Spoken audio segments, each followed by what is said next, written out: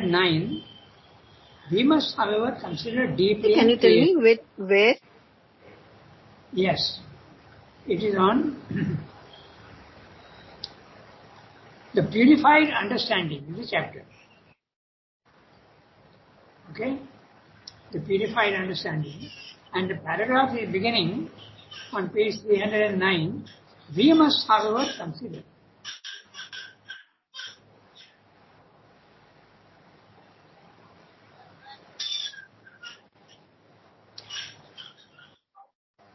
Okay?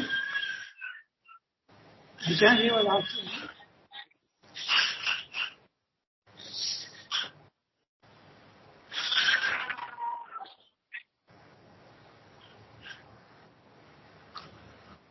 Okay? Everybody has got the text?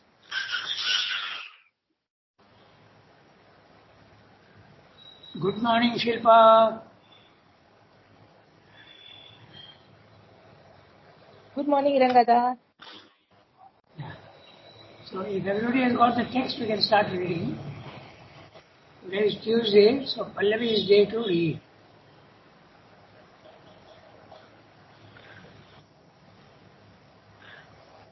Pallavi, you are Ranga, my net is not very clear. Can someone? Yeah, I can see your. My net is not very clear, Ranga. Yes. What is not clear? Voice. Pallavi, we can hear you clearly, but today. Not very. I think it is your problem with internet because I can see it is fluctuating. That is what she is saying, Ranga. Yes, Ranga. She is saying that my internet is not working. Yeah. That's right. So somebody else should read. Maybe Archana ji can read if she has the text. Yes. Yes, Ranga, I'll do. Okay. Next, Seema will read. Next. Yeah, go ahead. We must, however, consider deeply and clearly what we mean by the understanding and by its purification. We use the word as the nearest equivalent we can get in the English tongue to the Sanskrit philosophical term buddhi. Therefore, we exclude from it the action of the sense mind, which merely consists of the recording of perceptions of all kinds without distinction, whether they be right or wrong, to a mere illusory phenomena, penetrating or superficial. We exclude that mass of confused conception, which is merely a rendering of these perceptions and is equally void of the higher principle of judgment and discrimination.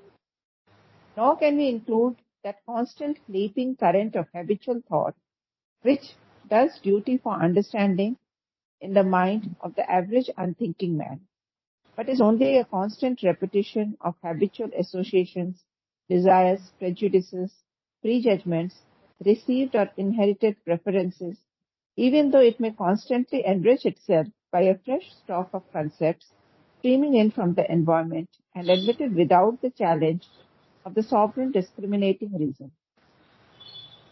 Undoubtedly, this is a sort of understanding which has been very useful in the development of man from the animal, but it is only one remove above the animal mind.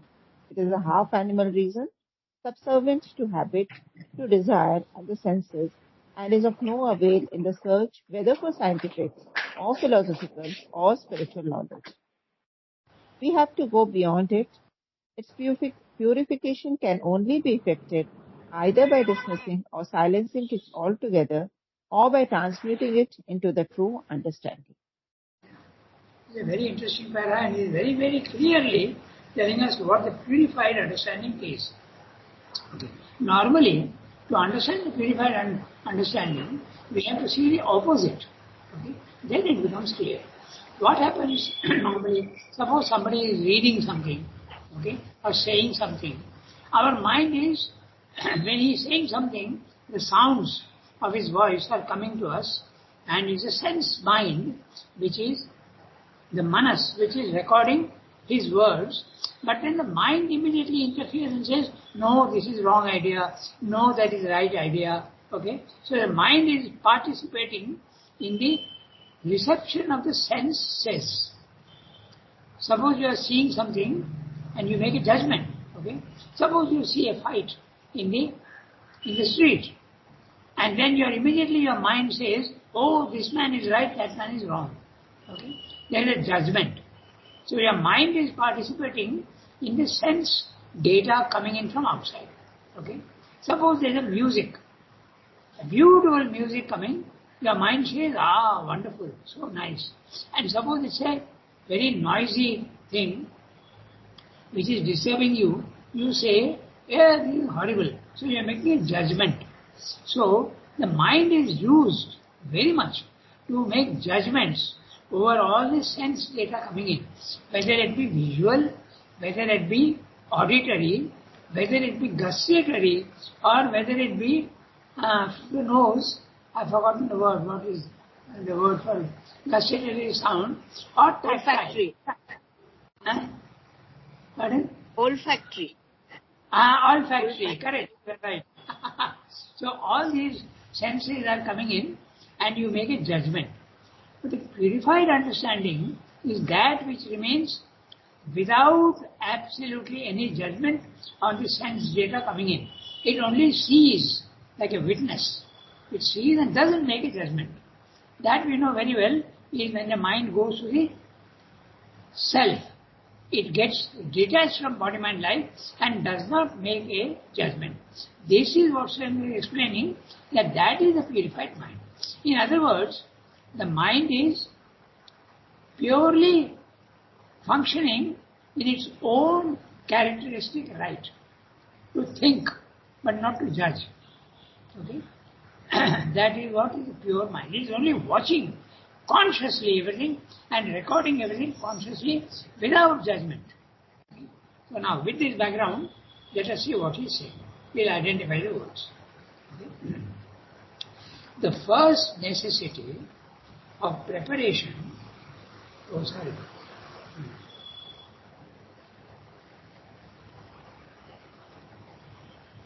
Yeah. That's right. The first necessity of purification is the purifying of all the members of our being. So, the mind has to be purified, the vital has to be purified, even the body has to be purified. Especially for the path of knowledge, Jnana Yoga, the purification of the understanding, the key that shall open the door to truth. Okay. When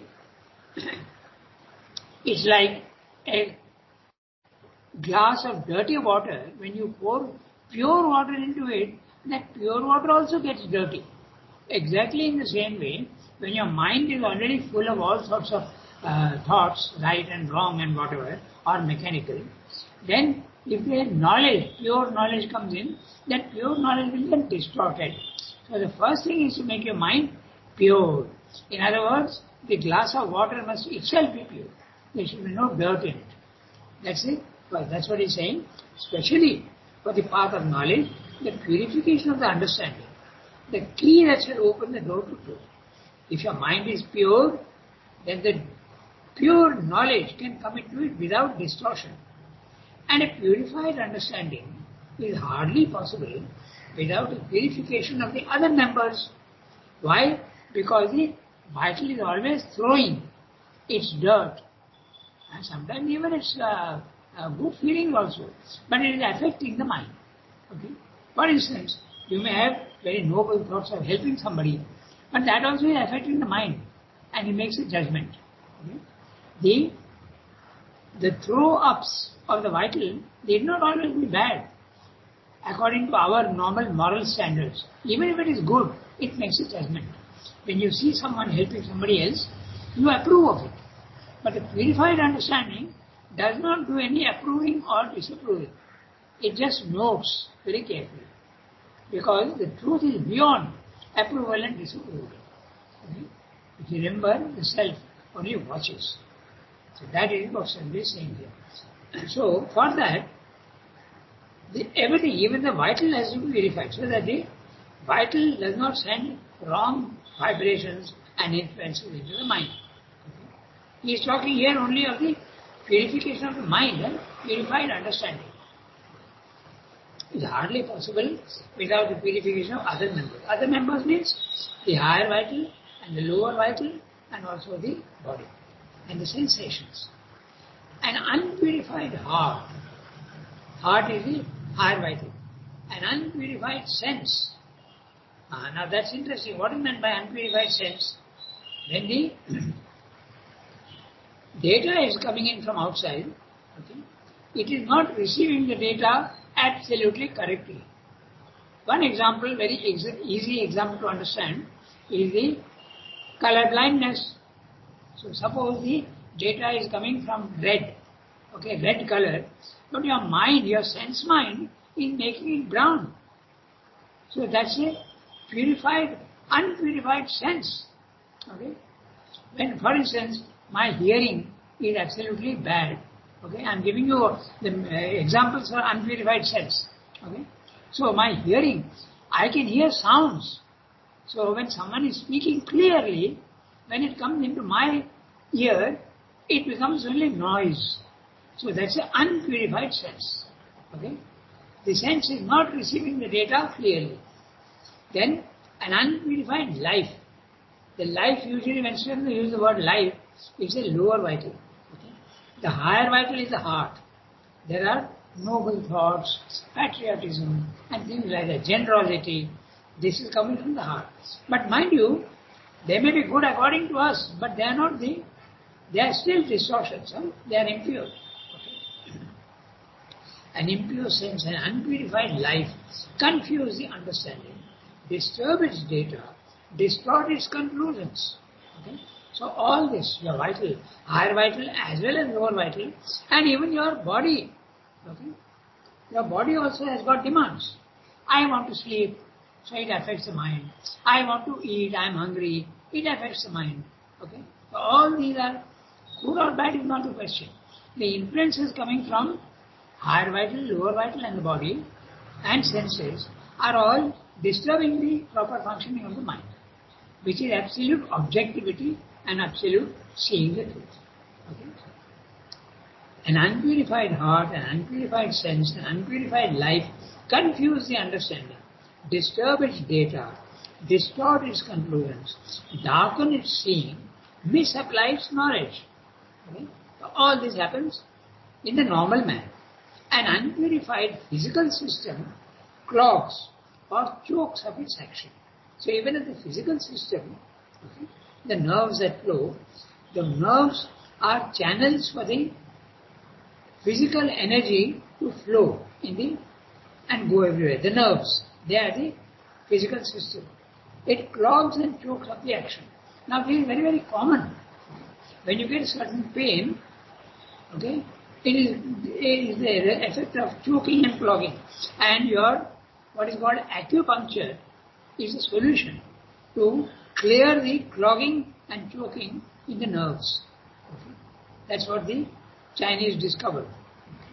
The Indians do it by other means, but the acupuncture is that exactly. So the physical system gets clogged and choked. Okay. So clearly Swami is saying, but we have to interpret the words what he said. Okay. Now I read the next sentence. There must be an integral purity. So if you want a pure mind, your vital also must be pure. Your heart must be pure. Your vital, lower vital also must be pure. What about the purity of the lower vital? Pure energy. Okay. That energy is distorted with all sorts of wrong vibrations. So, integral purity. A pure heart, a pure vital, lower vital, and also the body. There must be an integral purity. Here also, there is an interdependence. For the purification of each member of our being profits by the clarifying of every other. The progressive tranquilization of the emotional heart, helping, for instance, the purification of the understanding. While equally, now note very interestingly, that even your heart, okay, when it has got very noble thoughts, okay, don't think that it's fine for that heart to give its noble thoughts to the mind. That also is an impurity, because it is ego that comes in. Okay? So the idea of good and bad, virtue and sin must absolutely disappear in the mind. Okay? So, progressive tranquilization of the emotional heart. Even if you have emotion, your mind will take an absolutely objective view and then it can help. Okay? A progressive tranquilization of the emotional heart, helping, for instance, the purification of the understanding, while equally a purified understanding imposes calm and light on the turbid and darkened workings of the yet impure emotions. So there you go. There can be impure emotions and there can be slightly more pure emotions, but none of the emotions are really, they do disturb the mind, even they are pure. Okay? It may even be said that while each member of our being has its own proper principles of purification, yet it is a purified understanding that in man is the most potent cleanser. It cleans. Okay? Note, by the way, the word cleanser, clean is the adjective, but cleaning, and it can also be, when you see it is cleanser, okay? It is used in slightly, the cleansing, that also can be done, of his turbid and disordered being, and most sovereignly imposes their right working on the other members. Now note the word sovereign, remember? That means it is not being influenced by anybody else. So, when the mind is pure, it is sovereign action. You remember that, no? Sovereign action means nobody can interfere in its judgments. Imposes their right working on the other member. Knowledge, says the Gita, is the sovereign purity. Okay. Jnanagni. Okay. In the Gita, the word used is Jnana Deepena Bhasvata. Okay. The glowing, the purity of the knowledge purifies the whole being. Love, for instance, is the purifier of the heart. Okay. But our human love has always got an intention and a motive. But pure love should have no motive at all. It should only be a giving and not an expectation of return. Okay. Love, for instance, is a purifier of the heart. And by reducing all our emotions into terms of divine love, the heart is perfected and fulfilled. Yet, love itself needs to be clarified by divine knowledge. Because, as we have seen, love for the divine also can lead you to wrong actions. Okay, very clearly, many religions are killing for the love of God. Okay? Or even fighting. For a long time, the Christians were engaged in crusades. Crusades mean actually war. Making war in the name of Christ. Christianity must spread. And it's even worse in other religions. Yet love itself needs to be purified by divine knowledge. The heart's love of God may be blind, narrow and ignorant and lead to fanaticism and obscurantism. Very clearly, without taking names, we know exactly what Ranga is talking about. The heart's love of God may be blind, narrow, ignorant and lead to fanaticism and obscurantism. The cases in Europe also are very, very clear. I am talking of that magazine which had a slightly negative cartoon about Muhammad. And immediately that magazine's main man, his head was cut off. Okay. So he was saying without taking names. The heart's love of God may be blind, narrow, ignorant and lead to fanaticism and obscurantism. It may, even when otherwise pure, limit our perfection by refusing to see Him except in a limited personality and by recoiling from the true and infinite vision. Some insist that the divine is impersonal. Some insist that He is only impersonal. And even to make a picture of Him and show Him as personal is a blasphemy. There are all these ideas. associate is mentioning, it may even, when otherwise pure, limit our perfection by refusing to see Him except in a limited personality and by recoiling from the true and infinite vision. Okay? The divine is not only limited personality but also unlimited impersonality. The harsh love of man may equally lead to distortions and exaggerations in feeling, action, and knowledge, which have to be corrected and prevented by the purification of the understanding. So very clearly he has told us what the mind, pure mind is. It is sovereign. It must do only its own function of clear thinking without the interference and the influencing of other parts of the being. Okay? And the other parts of the being are the heart, the higher vital, the lower vital, the senses. Even the senses are giving you wrong data, and even the body itself also is sending wrong vibrations.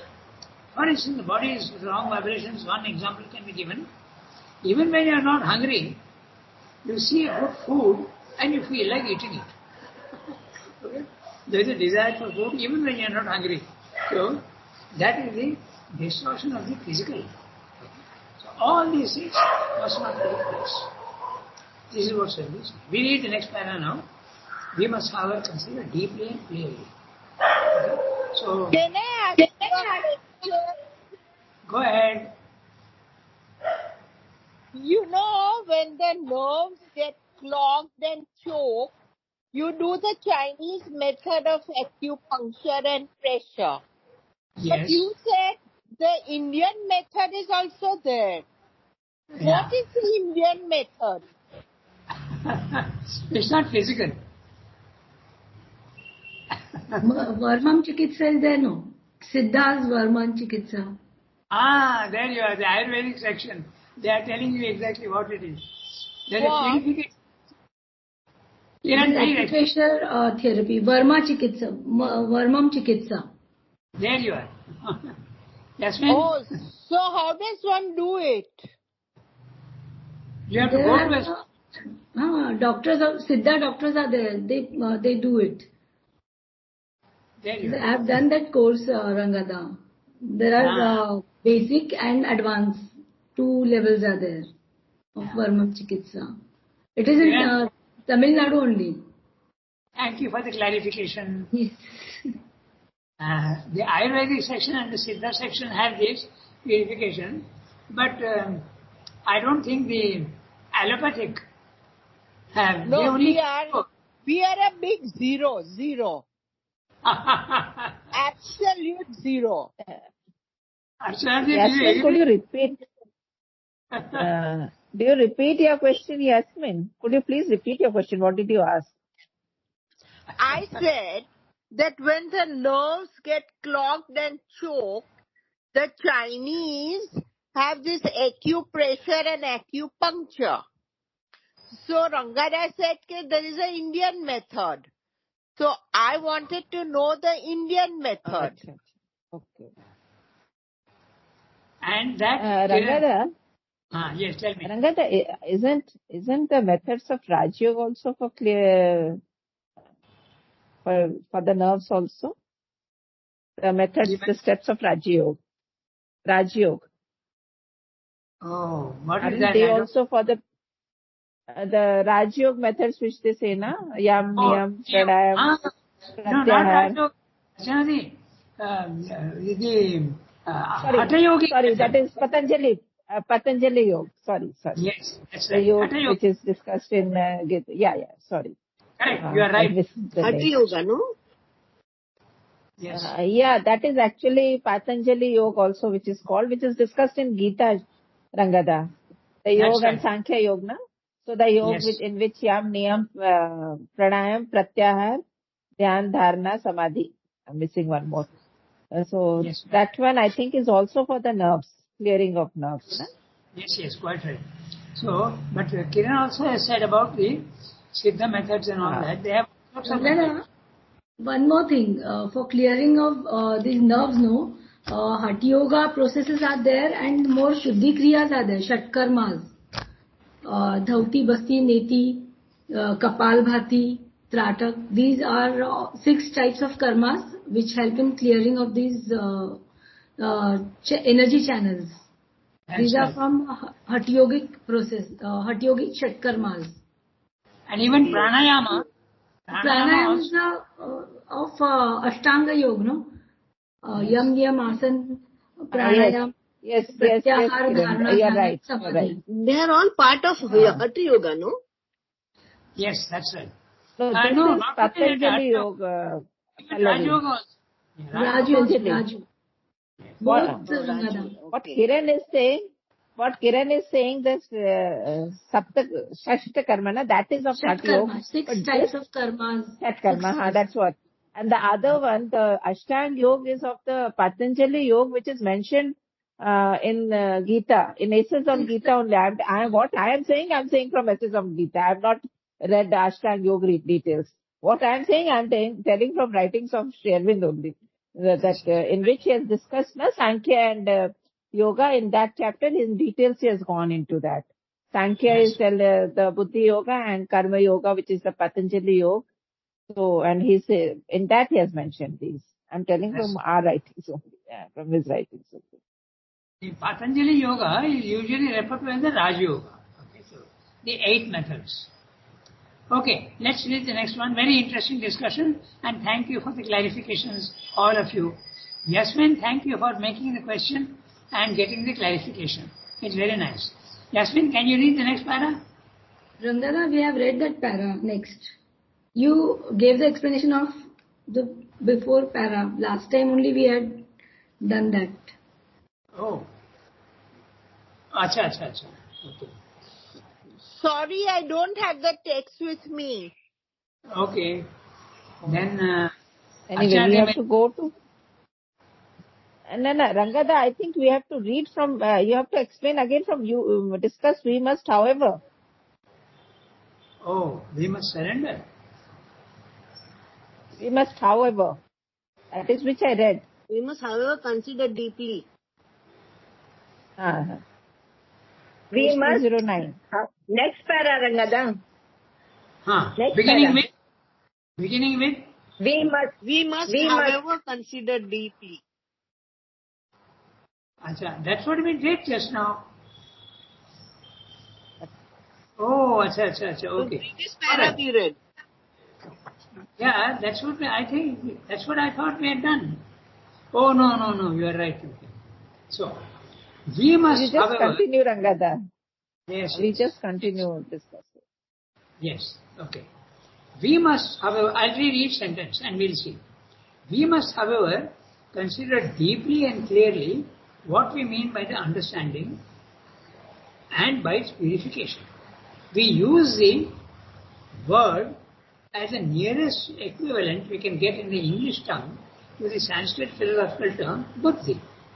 Therefore, we exclude from it the action of the sense mind, which merely consists of the recording of perceptions of all kinds without distinction, whether they be right or wrong. Exactly, this is what we discussed just now. True or mere illusory phenomena, penetrating or superficial. So, yeah, very clear. What we discussed just now, Mr. Ranga is explaining very clearly. So, see whether it is clear. We must, however, consider deeply and clearly what we mean by the understanding and its purification. We use the word as the nearest equivalent we can get in the English tongue to the Sanskrit philosophical term buddhi. Therefore, we exclude from it the action of the sense mind, which merely consists of the recording of perceptions of all kinds without distinction, whether they be right or wrong, true or mere illusory phenomena, penetrating or superficial. Now, first of all, the word buddhi. Okay? In our normal Indian languages, we use the word buddhi for intelligence. That means the normal mind. Okay? He is a very intelligent person, buddhiman. He is a very buddhiman man. But in philosophical term, buddhi doesn't refer to the ordinary mind's intelligence. Buddhi refers to the higher principle of mind in general, which Ranga uses in the sense of mind with an M cap. That means beginning right from the overmind, going right down to the physical mind.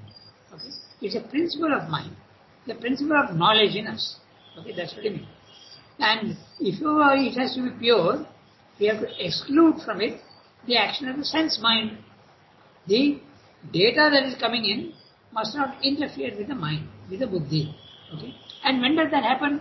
We know very clearly that when you go to the self, you are cut off from your body-mind life, and none of the things from the body-mind life, neither your thoughts, nor your sensations, nor your emotions, are coming to disturb you.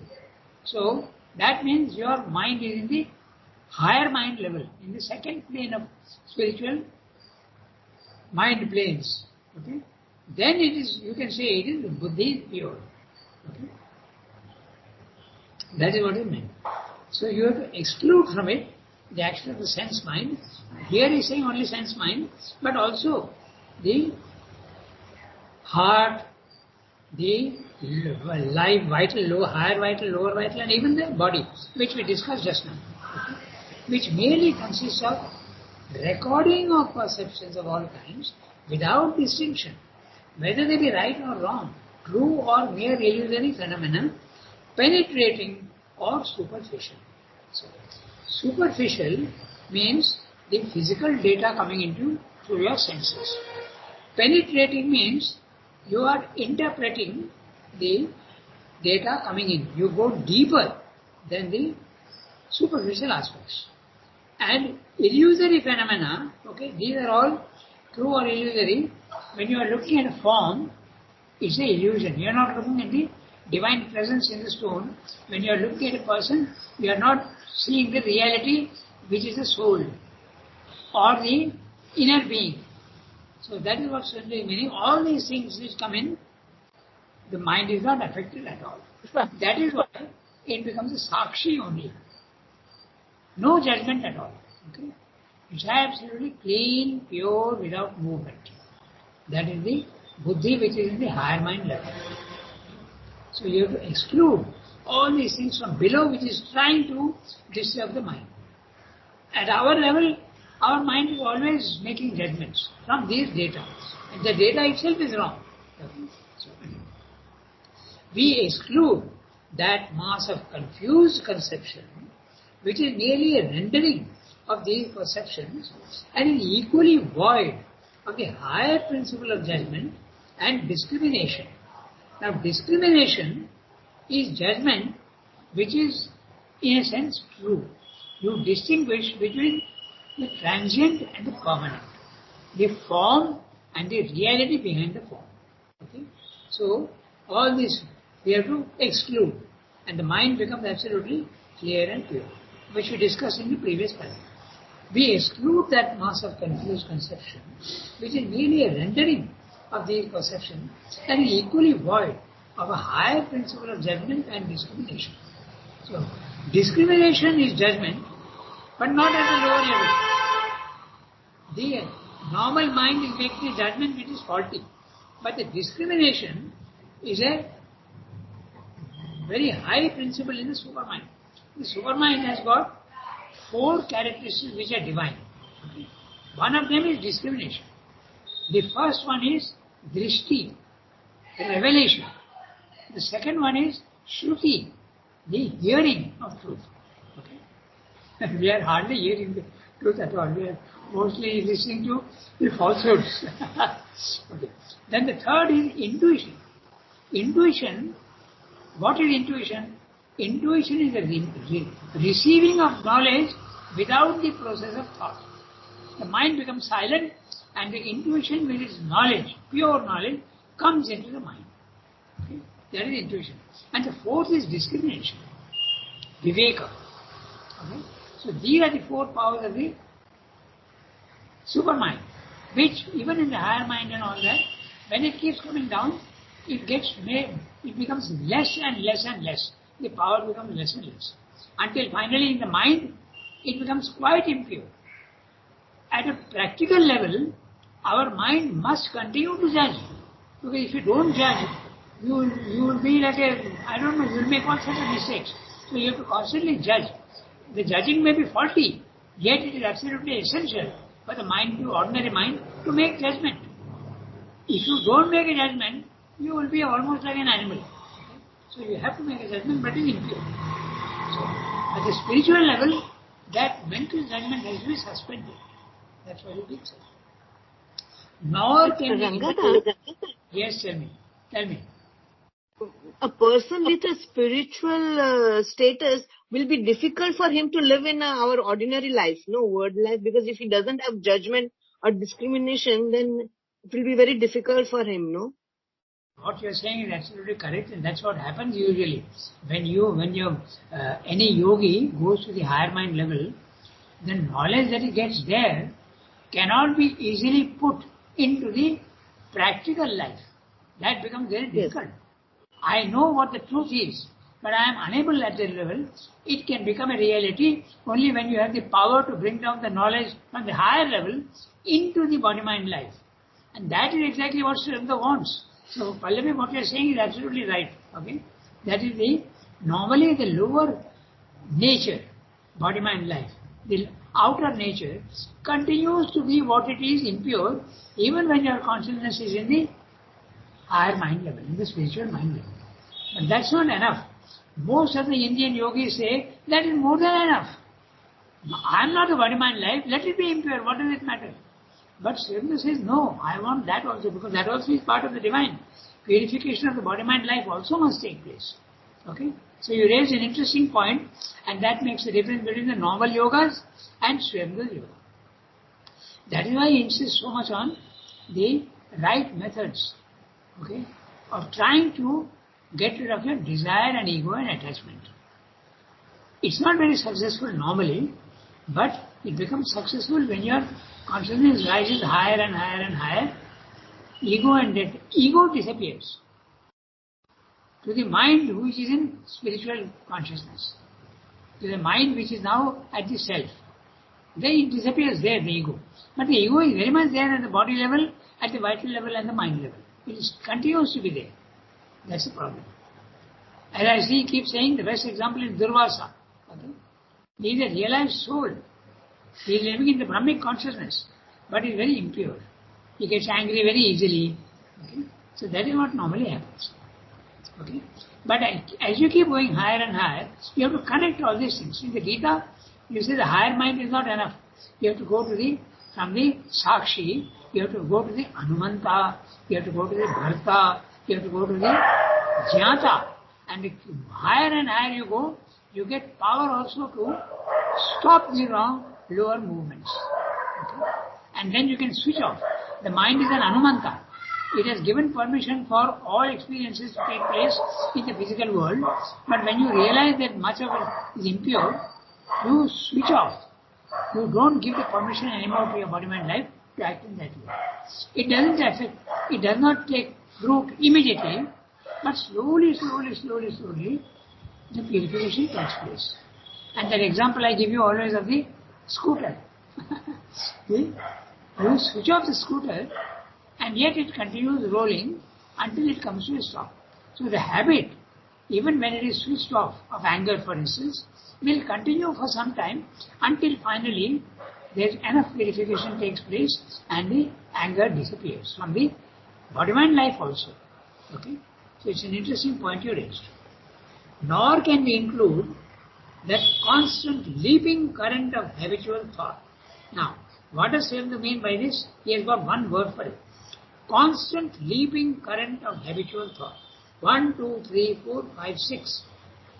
Okay, 6 words he is using, and other places he uses the word mechanical mind. So he uses very clearly constant leaping current of habitual thought. It's a habit. And what is that? The mechanical mind. And what is the mechanical mind? If you hear a tune, okay, that will go on in your mind. Even if you don't want it, it will keep on coming. It may not be a tune, but it can be many other things also. Now, that is not always bad, because suppose you put a good thought into your mind, or the mantra, you go on repeating the mantra, okay, and then it becomes mechanical, but now it is useful to you. In Savitri, Sri Ranga uses the word The mantra, when go on repeated mechanically also, starts running in the breath. These are the words he uses in Savitri. Okay? So it becomes mechanical. Unconsciously it goes on and it is a pure of power of its own. So the mechanical mind, with its wrong action of leaping, should be corrected. Okay? But if it is infused with this, okay, it can become a power also. Okay? So constant leaping current of habitual thought, mechanical mind, which does duty for understanding in the mind of the average thinking, unthinking mind. Now, the mechanical mind is a very interesting thing. Okay? You will see very often children, okay? Not very often, it's not very common, but if you are very, very conscious, then you will see that some children go on repeating certain words. Okay? And I had a very interesting experience once, and then I understood what is meant by mechanical mind. I'll tell you. Okay? There is a lady, I can even tell you because now they have all gone away. Okay? It was Chomri's mother, Anima Ganguly, who used to sing in Srilanka's music. It is her voice mostly. Okay? When she felt ill, one day she was half conscious. She is conscious but half conscious. So we called the doctor. And then a very strange thing happened. Okay?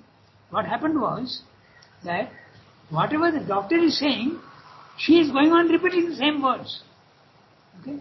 So that's the ordinary mind had gone down to the mechanical mind and she was going on repeating those words. So the doctor is saying, for instance, she doesn't seem to be fully conscious. Now this patient herself is repeating, she does not seem to be fully conscious. Okay? So, suppose the doctor says, let's not disturb her now.